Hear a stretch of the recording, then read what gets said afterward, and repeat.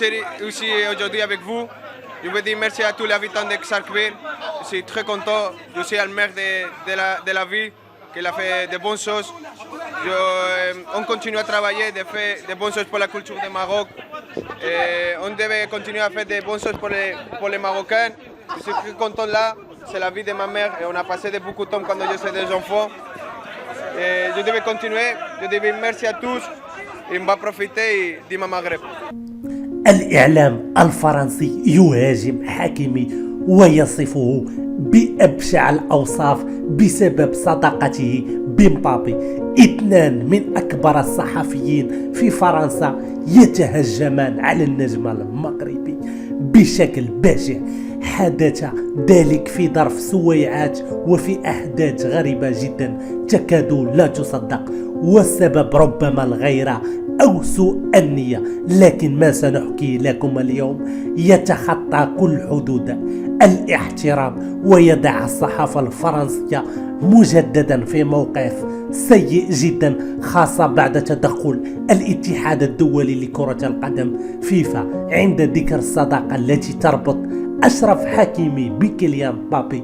فلا شك أن الأمر يجلب الكثيرين ذكريات جميلة جدا سواء داخل الملعب أو خارج أرض الملعب. فالأمر يتعلق بلاعبين نجحا في تكوين علاقة متينة جعلتهما يتخطان مفهوم الصداقة ليصل إلى الأخوة أو أكثر من ذلك. ويكفي أن نرى صورهما معا في المباراة التي جمعت المغرب بفرنسا في نصف نهائي كأس العالم فيفا قطر 2022، حتى تفهموا عن ما نتحدث. وهل تعرفون ما الذي حدث بعد البطولة تلك؟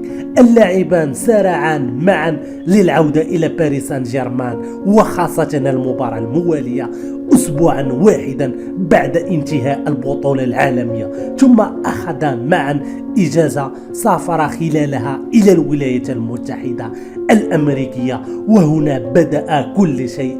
الإعلام الفرنسي ربما لم يتقبل اقتران ابنهم المدلل ونجمهم الأول بلاعب مغربي عربي مسلم، وأخذوا في الهجوم على أشرف حكيمي بشكل بشع أثار حافظة الجميع حتى جعل الفيفا نفسها تتدخل. فما الذي حصل بالضبط؟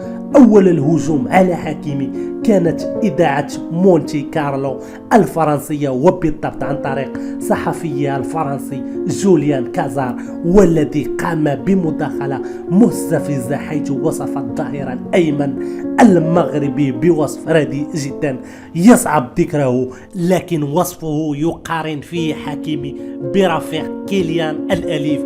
وبعدها جاء الدور على صحفي أوروبا ليقول أنه لا يفهم ما الذي يفعله لاعب مثل حكيمي مع مبابي في سفر إلى الولايات المتحدة الأمريكية، وأنه ربما يرافقه ليخدمه.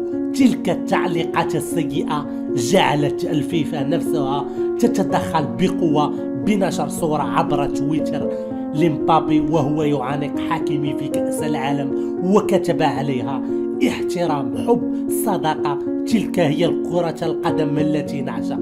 ونحن كجمهور مغربي نقول للاعبنا حكيمي: استمتع بحياتك وركز على مسيرتك، ودع التفاهات هذه جانبا، فلن يتحدثوا عنك سوى لأنهم غاروا منك أو حسدوك أو لم يتقبلوا تفوقك.